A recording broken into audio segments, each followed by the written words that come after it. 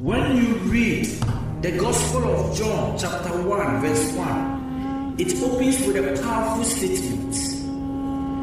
In the beginning was the Word. This phrase alone tells us something profound.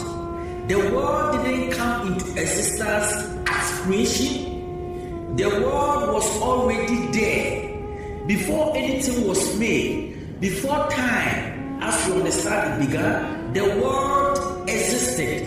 And then it goes on further to say, the Word was with God, and the Word was God. So we are not talking about something spoken or written. We are talking about a divine presence, distinct yet fully united with God. It is a statement about eternal existence, about relationship, and about identity all at once. This verse sets the foundation for everything that follows. It tells us that what is revealed later isn't something new. It's something eternal stepping into creation. Here is what makes this even more powerful.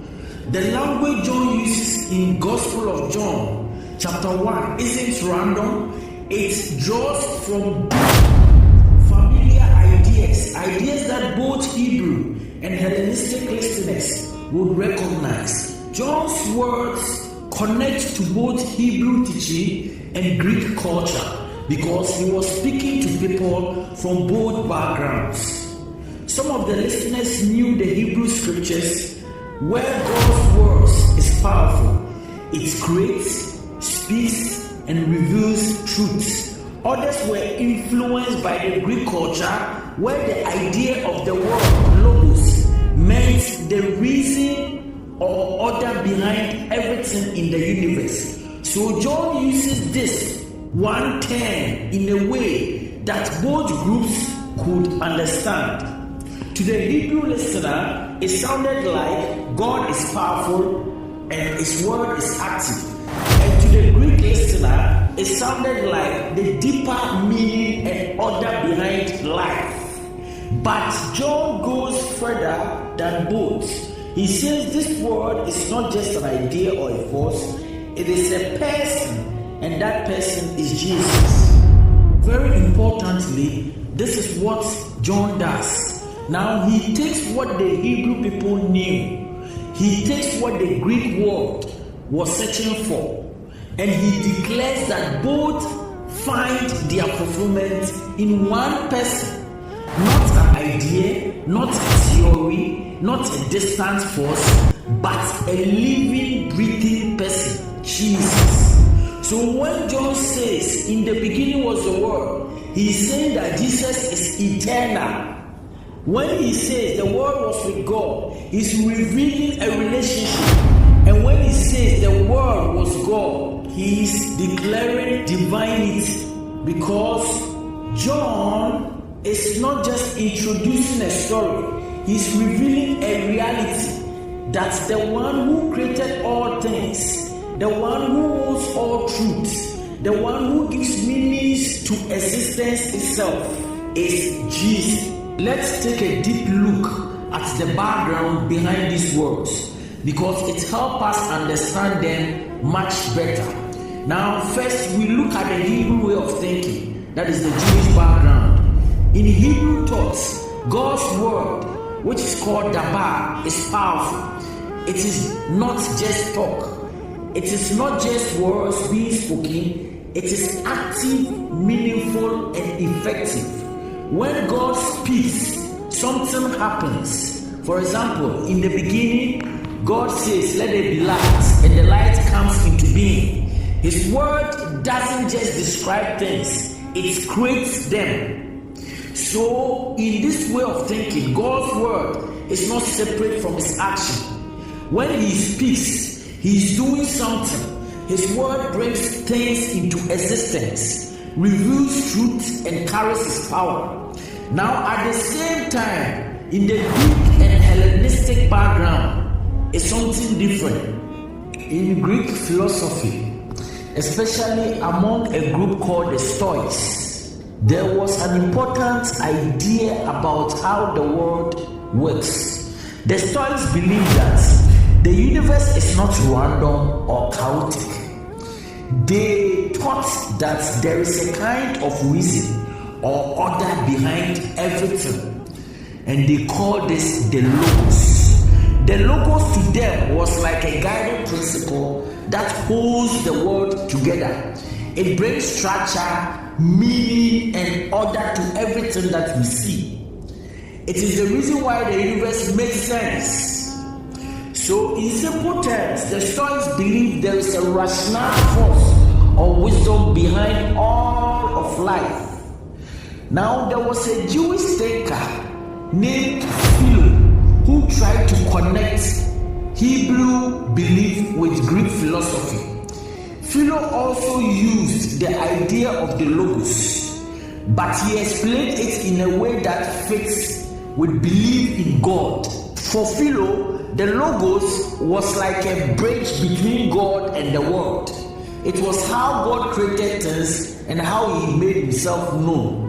But even with Philo, the logos was still not a person. It was more like an idea or a way of describing how God works. So now when we understand this background, we see what John is doing more clearly. People already have ideas about the word or the logos, but John goes beyond all of them. He says the logos is not just a force, not just a principle, not just to explain the universe, but the logos is a person, and the person is Jesus. Now, like I explained earlier, when we talk about the Greek background, we need to understand two things: the Stoics and Philo.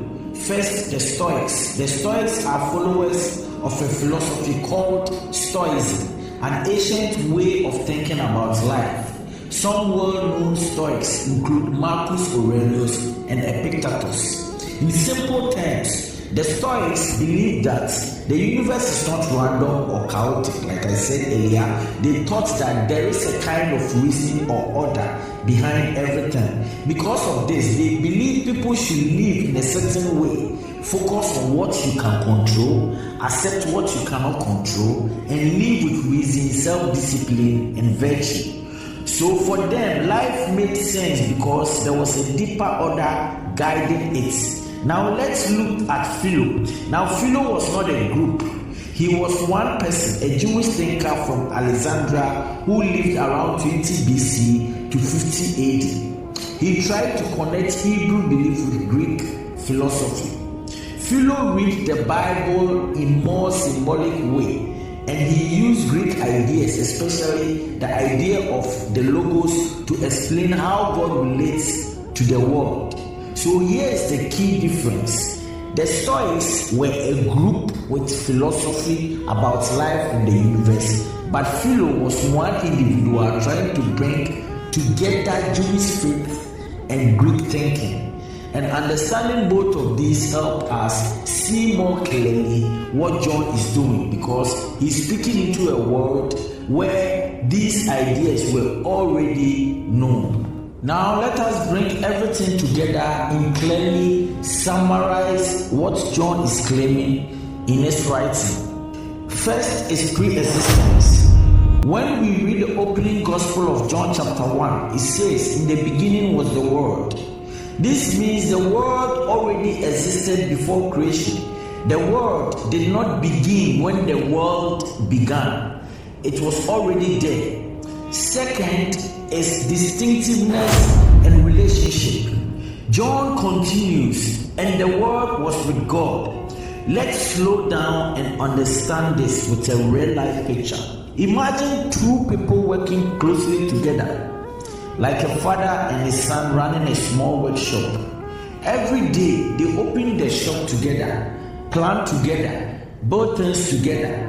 The father has the vision and the son works alongside him, understanding his thoughts, learning his ways, sharing the same goal. Now they are not the same person. The father is not the son and the son is not the father. They are distinct, but at the same time they are always together there is closeness, trust, and deep connection. When you see them working, you can tell they are united in what they are doing. In simple way, this helps us to understand John's word. The Word is distinct from God the Father. He is not the same person, but the Word is with God, meaning there is a close personal relationship, not distant, not separate, but together in perfect unity. Number 3 is divinity. John then says, and the Word was with God.